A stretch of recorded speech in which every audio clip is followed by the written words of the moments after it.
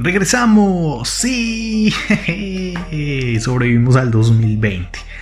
Primero que todo, feliz año 2021 a todos. Espero que le hayan pasado muy bien con sus familias y se hayan cuidado lo suficiente para evitar más contagios y muertes por el COVID-19. Les deseo de todo corazón que cumplan todas sus metas en este año que inicie. Ahora sí, comencemos. Bienvenidos a Científicamente, el podcast amateur donde yo, Alexander, cada semana les contaré historias, curiosidades y biografías, además de una que otra anécdota de científicos tan relevantes y no tan relevantes que han ayudado al desarrollo y progreso de la humanidad.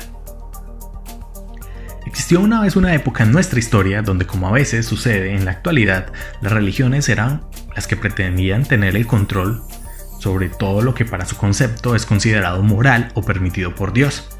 Eso sí, omitiendo el hecho de que su cátedra trajera más violencia, más pobreza, restricción de libertades o incluso hacerse los de la vista gorda, entre comillas, y perdonar, eso sí, por criterio divino, cualquier fechoría que realizaran los miembros de su iglesia.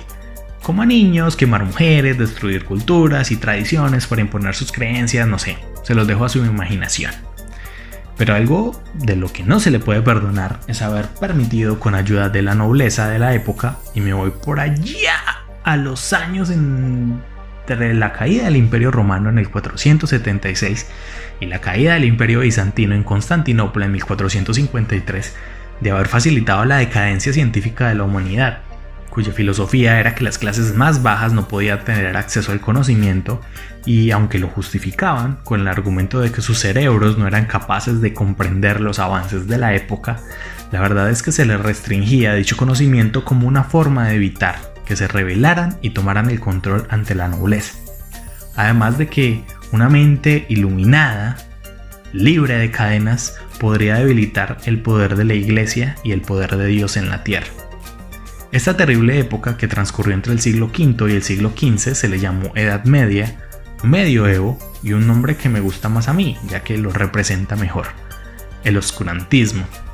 En esta época, la oscuridad de la mente humana era palpable ante la imposibilidad de cuestionar los dogmas religiosos, los cuales eran verdades reveladas que no admitían crítica, ni la posibilidad de hacerle una prueba para validarlo o refutarlo.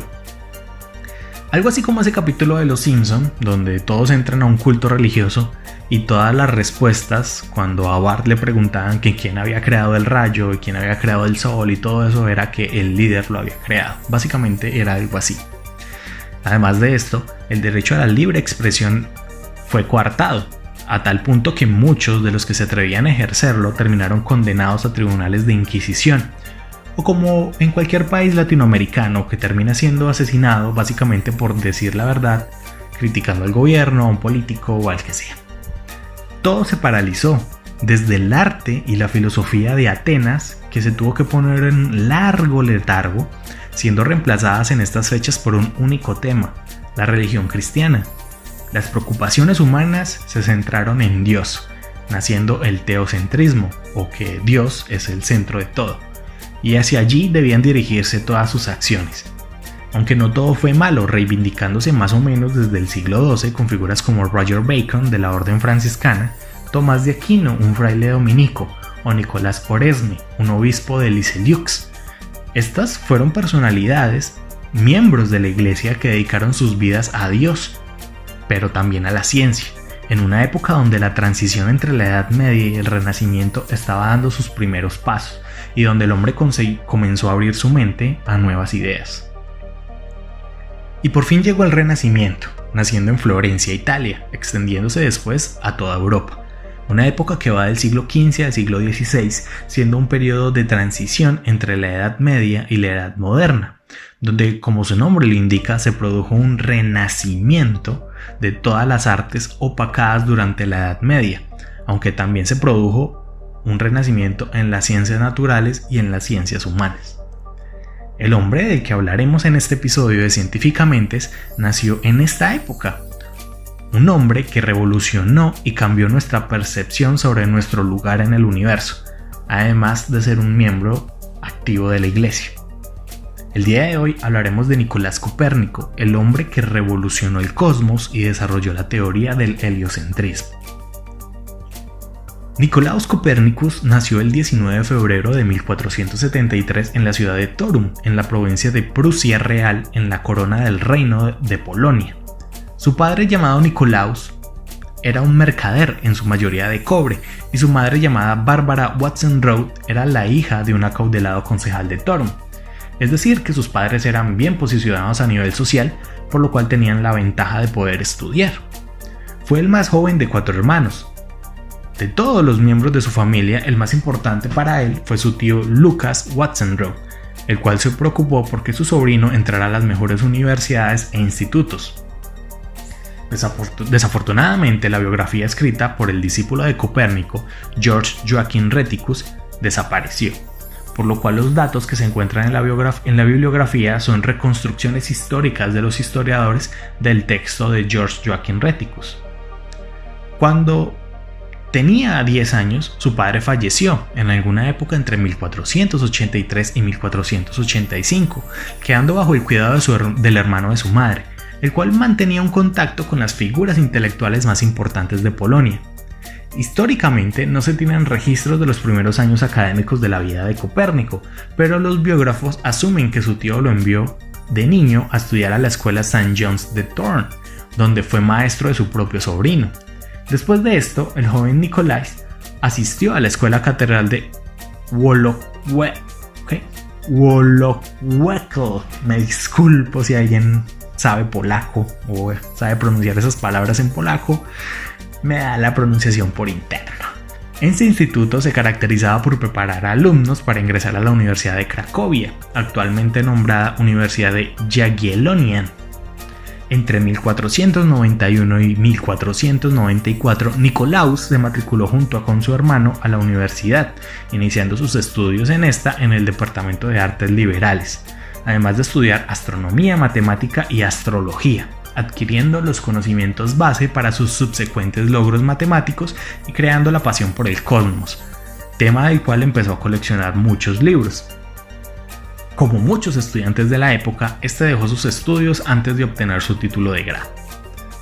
Copérnico recibió un nombramiento en la catedral como canon de Frauenburg, continuando con ese trabajo por el resto de su vida. Para los que no lo saben, al igual que yo, un canon es un nombramiento honorífico o un rango dentro de la iglesia. Es básicamente un consejero o un asesor del obispo. El puesto de canónigo le brindó la oportunidad de financiar y continuar los estudios que había abandonado durante el tiempo que él quisiera. Aún así, el trabajo le exigía gran parte de su horario, por lo cual sus intereses académicos solo los pudo perseguir de manera intermitente durante su tiempo libre. En 1496 viajó a Italia, donde se matriculó en un programa de Derecho Religioso en la Universidad de Bolonia. Allí conoció al astrónomo Domenico Maria Novara, el astrónomo principal de esta universidad.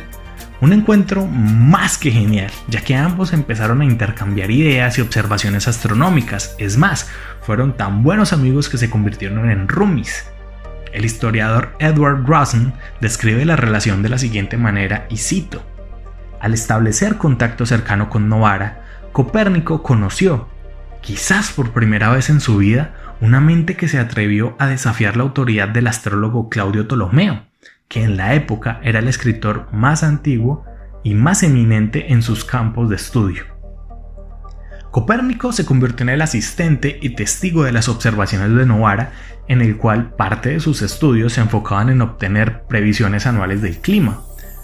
Novara trabajaba con la astrología y utilizaba la astrología y la astronomía para hacer predicciones sobre el clima. Eso era básicamente su trabajo.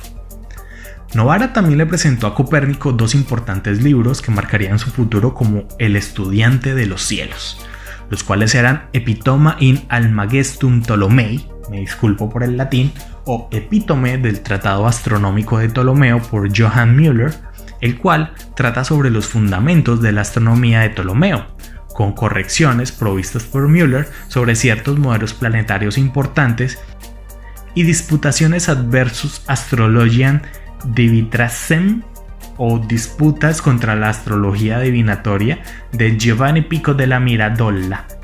Ahí el italiano para que suene más pro. el cual muestra un devastador ataque escéptico sobre los fundamentos de la astrología. Entre las críticas de Pico estaba la acusación de que debido a que los astrónomos no estaban de acuerdo con el orden de los planetas, no sabían cuál planeta iba primero que el otro, pues que los astrólogos no podían estar seguros del nivel de fuerza de los poderes que emanaban los planetas. Pues esto es parte de lo de la astrología, ¿no? Que cada planeta tiene su fuerza y su energía, y bueno, ahí eso era la ciencia de esa época. Ahorita el que diga que la ciencia, astrología es ciencia, mi buen señor, empaque maletas y vámonos. Solo se tiene registro de 27 observaciones astronómicas realizadas por Copérnico, aunque obviamente este señor realizó muchas más. Entre los que sí se tienen registros se pueden ver que hizo observaciones de eclipses, alineaciones y conjunciones entre planetas y estrellas. La primera observación conocida y registrada ocurrió el 9 de marzo de 1497 en Bologna, en el libro escrito por Copérnico llamado Revolutionibus Orbium Coelestium, o traducido, sobre los giros de los orbes estelares, en el libro 4, capítulo 27. Es donde él menciona, en ese lugar es donde él menciona esa primera observación. Entre 1501 y 1503, Copérnico ingresó a la Escuela de Medicina en la Universidad de Padua. En esta época la medicina era muy unida a la astrología. Es más, se pensaba que las estrellas influenciaban las disposiciones del cuerpo humano, así que sus estudios de astronomía y astrología realizados en la Universidad de Bologna le sirvieron mucho para comprender de mejor manera lo que le trataron de enseñar allí. Sin embargo, no pudo continuar estudiando para obtener su título, ya que la licencia que le habían dado por 2 años de su puesto de canon estaba a punto de expirar. En 1503 Copérnico ingresó a la Universidad de Ferrara, donde tomó los exámenes necesarios para obtener su doctorado en Derecho Canónico. Al obtener su título, se apuró en retornar a Polonia, donde retomó su puesto como canon y se reunió con su tío para trabajar en el Palacio Episcopal. Sus principales labores eran en gran parte administrativas y médicas. Como canon de la iglesia, cobraba la renta de las tierras propiedad de la iglesia, administraba panaderías, administraba cervecerías, administraba los molinos, además de ocuparse de las necesidades médicas de los canónigos y su tío, que ya para esa época ya estaba muy anciano. A pesar de que trabajaba para la iglesia, este nunca se convirtió en sacerdote y dedicó la mayor parte de sus espacios libres al estudio astronómico. Los historiadores creen que para el año 1508 Copérnico había empezado a desarrollar su propio modelo estelar, definido como sistema planetario heliocéntrico.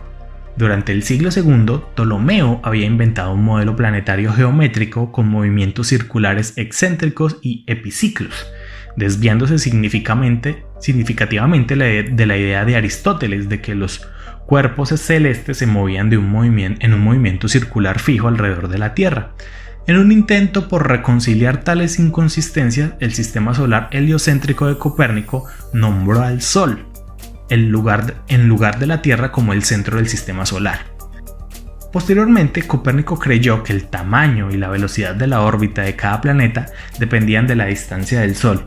Aunque su teoría fue vista como revolucionaria y se volvió súper controversial, Copérnico no fue el primer astrónomo en proponer un sistema heliocéntrico.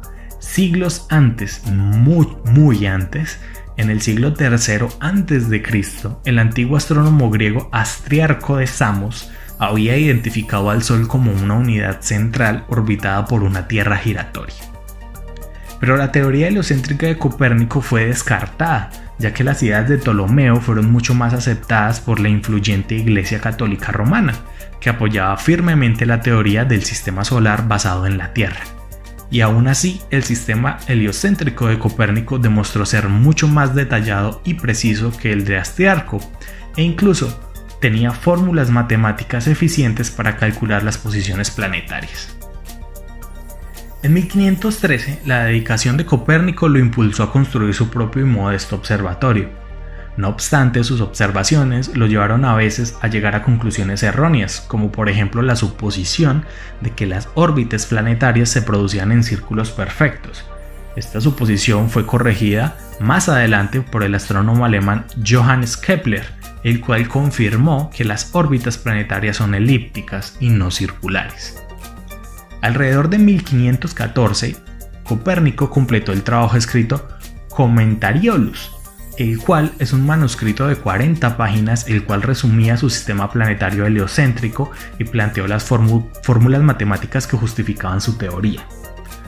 Este esquema heliocéntrico establece 7 axiomas, cada uno de los cuales describe un aspecto del sistema solar heliocéntrico, siendo los siguientes. 1. Los planetas no giran alrededor de un punto fijo. 2. La Tierra no está en el centro del universo. 3. El Sol está en el centro del universo y todos los cuerpos celestes giran a su alrededor. 4. La distancia entre la Tierra y el Sol solo es una pequeña fracción de la distancia entre las estrellas y la Tierra y el Sol. 5. Las estrellas no se mueven y si parece que lo hacen es solo porque la Tierra misma se está moviendo. 6. La Tierra se mueve en una esfera alrededor del Sol, provocando el movimiento anual percibido en el Sol. Y 7. El propio movimiento de la Tierra hace que otros planetas parezcan moverse en una dirección opuesta. Commentariolus también pasó a describir en detalle la afirmación de Copérnico de que tan solo 34 círculos podrían ilustrar suficientemente el movimiento planetario. Copérnico envió su manuscrito inédito a varios amigos y eruditos contemporáneos, y aunque el manuscrito recibió poca o ninguna respuesta entre sus colegas, comenzó a surgir el rumor en torno de que Copérnico estaba desarrollando teorías poco convencionales. Copérnico generó una gran controversia con Commentariolus y De Revolutionibus Orbium Coelestium. Con el segundo trabajo publicado justo antes de su muerte, sus críticos afirmaron que no pudo resolver el misterio del paralaje. El paralaje es el aparente desplazamiento en la posición de un cuerpo celeste cuando se ve a lo largo de diferentes líneas de visión, y que su trabajo carecía de una explicación suficiente de por qué la Tierra orbitaba alrededor del Sol. Las teorías de Copérnico también indignaron a la Iglesia Católica Romana y fueron consideradas heréticas. Cuando se publicó Revolutionibus Orbium Coelestium en 1543, el líder religioso Martín Lutero expresó su oposición al modelo del sistema solar heliocéntrico. Su subordinado, el ministro luterano Andreas Osiander, rápidamente siguió su ejemplo y dijo de Copérnico lo siguiente, y cito: "Este tonto quiere poner patas arriba todo el arte de la astronomía". Osiander incluso llegó a escribir un descargo de responsabilidad en el que afirmaba que el sistema heliocéntrico era una hipótesis abstracta y que no necesitaba ser vista como una verdad. Tanto así que añadió ese texto al prefacio del libro, lo que llevó a los lectores a asumir que el propio Copérnico lo había escrito. En ese momento Copérnico estaba tan enfermo y no estaba apto en condiciones para defender su obra. Estos señores adulteraron la obra de Copérnico. Como que, ok, publíquenla, pero vamos a escribirle una notica aquí, como que yo dije todo esto, pero a la vez es una mentira, o sea, es una hipocresía de la iglesia. Irónicamente, Copérnico había dedicado Revolutionibus Orbium Coelestium al Papa Pablo III. Si su homenaje al líder religioso fue un intento de eliminar o de amortiguar la recepción de la Iglesia Católica, fue en vano. La Iglesia finalmente prohibió Revolutionibus en 1616, aunque afortunadamente el libro finalmente fue eliminado de la lista de material de lectura prohibida. En mayo de 1543, el matemático y erudito y su estudiante, su acólito, su seguidor, George Joachim Reticus, le presentó a Copérnico una copia de Revolutionibus Orbium Coelestium recién publicado. Copérnico había sufrido las secuelas de un derrame cerebral reciente, y se dice que Copérnico agarraba su libro cuando murió en su cama el 24 de mayo de 1543 en Frombork, en Polonia. Kepler, el alemán que descubrió que las órbitas eran elípticas y no circulares, luego reveló al público que ese prefacio que habían adulterado de Revolutionibus Orbium Coelestium había sido escrito por Osiander, o sea que lo había adulterado la iglesia, limpió la imagen de Copérnico básicamente, que había sido escrito por Osiander y no por Copérnico, mientras Kepler trabajaba para ampliar y corregir los errores de la teoría heliocéntrica de Copérnico. Copérnico se convirtió en un símbolo del valiente científico que estaba solo, defendiendo sus teorías contra las creencias comunes de su tiempo. Al final limpiaron su imagen y eso era lo más importante, y que la iglesia quedó como un zapato, como decimos acá. Algunos reconocimientos que tuvo Copérnico en post-mortem es que un cráter en la Luna ubicado en Mare Insularum fue bautizado en su honor como Copernicus. Asimismo, otros objetos o proyectos relacionados con el espacio llevan también su nombre. Por ejemplo, en 1934, el asteroide que forma parte del cinturón de asteroides, descubierto por Carl Wilhelm Reimund, lleva el nombre de 1322 Copérnicos. Un observatorio del estado de Nueva York, en Estados Unidos, fue bautizado como Copernic Observatory and Science Center en su honor. La tabla periódica de los elementos también cuenta con una designación en honor al astrónomo polaco. En febrero del 2010, la Unión Internacional de Química Pura y Aplicada nombró al elemento 112 de la tabla periódica como Copernicio. Y un último homenaje que se le dio aquí, un poco más de cultura pop, es que el primer nombre que tuvo el perrito del Dr. Emmett Brown en la saga de Volver al Futuro se llamaba Copérnico. Entonces, también es como un homenaje ahí al señor. Y bueno, eso fue todo en este episodio de Científicamentes. Recuerden que nos pueden seguir en nuestro Instagram en @cientifica_mentes, donde cada miércoles o jueves, porque a veces no podemos, publicamos imágenes de los hechos relacionados con el capítulo de la semana. Además de esto, pueden escucharnos en la mayoría de las plataformas de podcast como Spotify, Apple Podcasts, Google Podcasts y otras más. No siendo más, muchas gracias por escucharnos. Soy Alexander, hasta pronto y que tengan un muy buen año 2021.